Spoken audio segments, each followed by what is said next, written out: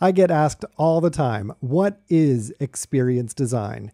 And I have to admit, I've also grappled with it a bit myself. There are times when I've claimed, we design for experiences, but the truth of the matter is, what really does that mean anyway?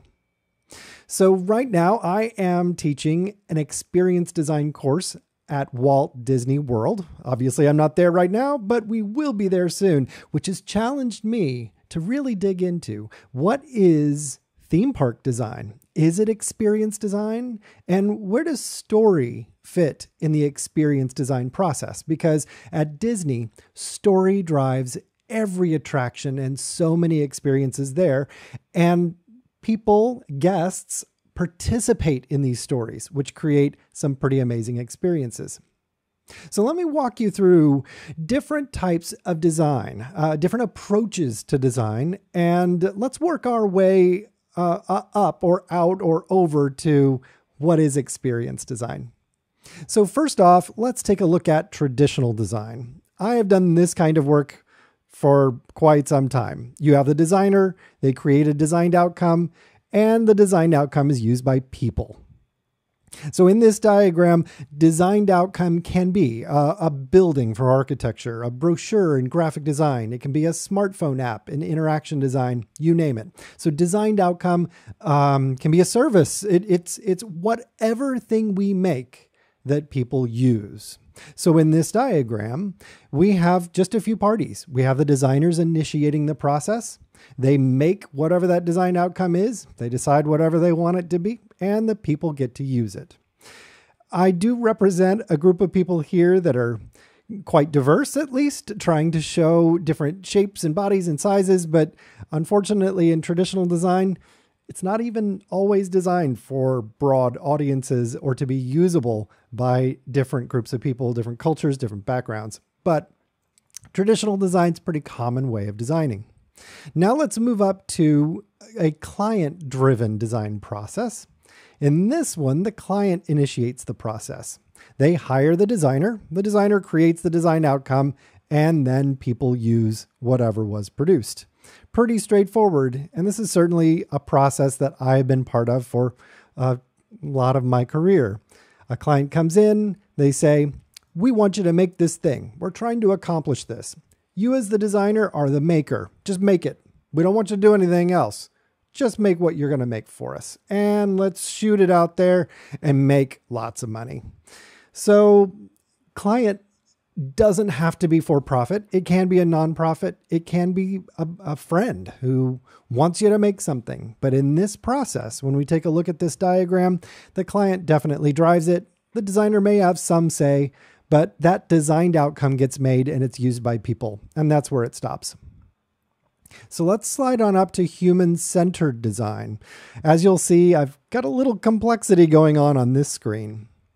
So human-centered design is just that, right? It's centered around the human. We're going to make it for the human. We're going to put the people first. Sounds great, doesn't it? There's some challenges to human-centered design. And I'll tell you, not everybody practices it the same way. There are people practicing human-centered design that's actually more like experience design or people-driven or more about activity-centered design, other types of design.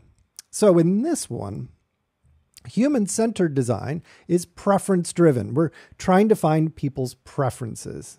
In this one, the designers research participants. That's the first time we've seen that research word. Yes, designers do research. Sometimes, though, that research is, okay, I need to find out what kind of color I should use here, or what fabric's going to be best for this couch, or what kind of material is going to hold up this building. That research is not necessarily about the people. It's about learning what we need to learn so we can just get the job done. In this case, though, at least human-centered design is researching participants to learn their preferences, at least learning their needs, learning some of their makeup. What that does next is that defines how the design outcome is made. This is the first step where we've seen the people actually being part of the design outcome. In other words, what we're making has some of the people's preferences and needs and makeup in it. What those people responded to when we did research helped us to make whatever we produced. So this is a helpful step. Then that designed outcome gets used by participants. And then when they interact with that design, those participants have an experience. So here's where that experience actually starts to become important. In the previous processes that I showed, the experience really wasn't that much of a concern. It's like, hey, we just want people to buy it and that's done. As long as they keep buying it. We're kind of interested in their experience, but we really don't care about it as long as they just keep buying it. In this case, human-centered design is interested in the experience. They do want people to have a good experience and design to actually help that to be a better experience. It's a good step. So in this one, designers still initiate, but they do research participants. That defines the outcome. And then that outcome gets used by the participants and their interaction produces the experience. All right, let's slide on up to our next one here, which is where I introduce a theme park approach, or at least a story-driven approach. So in experience design, I'm not aware of a ton of people who are doing experience design that talk much about theme parks. I'm just delving into some of this area. And for me, teaching Disney and design made me have to grapple with story. Because in entertainment, and certainly with Disney theme parks, story drives every decision. So let's look at this process and see how it stacks up compared to our human-centered process. So here, designers create or research a story. In some cases, the story is one that, again, is created. So we're going to create a Moana story, or we're going to create a Little Mermaid story. Granted, some of these stories actually are old stories and traditional stories that aren't even completely original. But if it's different intellectual property like Star Wars, or different stories like The Fox and the Hound, one of my personal favorites, these are stories that get created. And now once the story's there, designing can start. So let's take a look at this process again. Designers create or research a story, and that story defines the designed outcome. So that's where the story decides if the buildings are going to look like they have, like they're in winter. Like we walk down the like Blizzard Beach water park at Walt Disney World, and all of the buildings look like they are ski chalets. So the story decided what materials would be clad onto those buildings so they would feel like they are a ski resort. Same thing with an attraction like Jungle Cruise. The story of Jungle Adventure determines what materials should be used in the attraction, what sounds should be played, all of that background. And so the story is defining what kind of materials and colors and sounds and smells and all of that we use to create that environment. So the designed outcome, which is probably an attraction or a land or even a restaurant, the designed outcome is made for participants. So notice here, participants weren't part of research at the beginning, but there's still a consideration, but story seems to come first in this one. Story defines the design, the people, participants, and we use participant here because these are people that are interacting with the design. It's not just design for these people. Notice how people here were not participants. They are just users here. Up here, now they are participants. They're interacting with the design, and we want them to interact with the design. They interact with design, then those people have an experience. When they have that experience, next step. If potent enough, that experience makes a memory. So in experience design, a person having a memory, like creating a memory with what we design and the experience that we create, is really what we're shooting for. We want a person to have a memory. Sometimes these memories are not positive, and that means our experience design is not doing such a great job. We kind of miss the mark. But ideally, they have a positive memory or a meaningful memory, or maybe even a life-changing memory, something that they want to hold on to. So the capital, which I'm not a big fan of, the currency, the thing of value in experience design is the memory that people take with them after using the design. So let's look at that theme park process again. And this is a Disney theme park process, certainly because they are talking about story being central. And you'll hear that from Imagineers everywhere, that story is really a driver. The designers create or research a story. That defines how we design. We create the thing for participants, guests, customers, but they're participants because they interact with the design. They're actually engaging with it. Those people then have an experience, and if that experience is enough, it will create a memory, hopefully a lasting memory, one that will stick around. And in many cases, one that we want people to come back for, right? So if we create something that sparks a memory that people love, they'll want to come back and engage with what we've designed over and over and over again. Imagine if we could apply that to healthcare, say mental health. What if somebody used a service, a mental health service, and it was designed with experience and memory in mind? Imagine if that person said, yeah, when I got that treatment, when I was cared for that way, the memory I have is one that I want to repeat. That was such an uplifting moment. I want to do that again.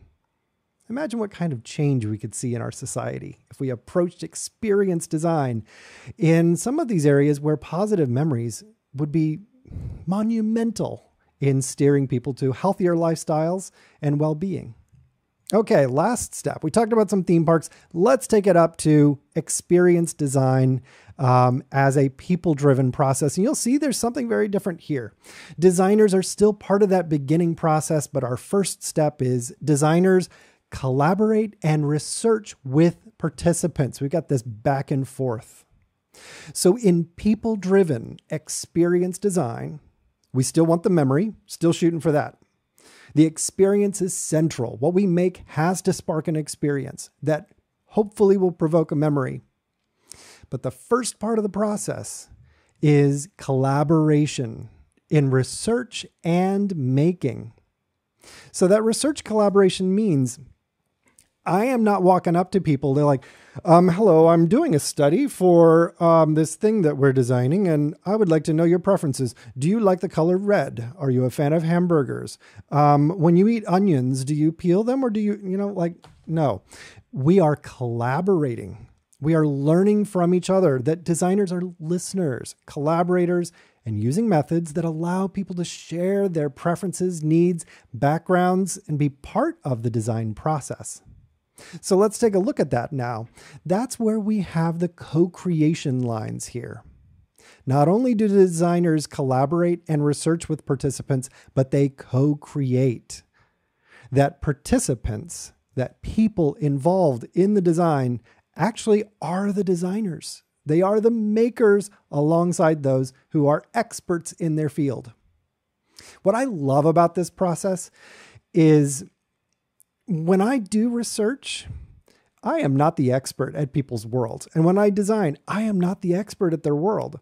I'm the expert of my world and what I know, but I can't assume I know what people need, what their backgrounds are, and what kinds of things they would prefer and what their challenges are.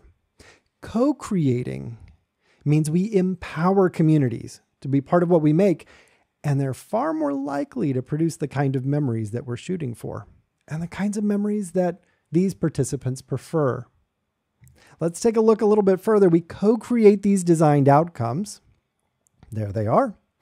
Once they're created, they are used by participants still, and they interact with them just as we saw in the theme park and example. And then those people have an experience that, if potent enough, makes a memory. So comparing these two, theme park and people-driven, the theme park one places story here, very early in the process. The people-driven process places people, participants, early in the process as creators. Now, this is not to say that Disney theme parks, Imagineering, and other experience-driven industries don't put people early in the process.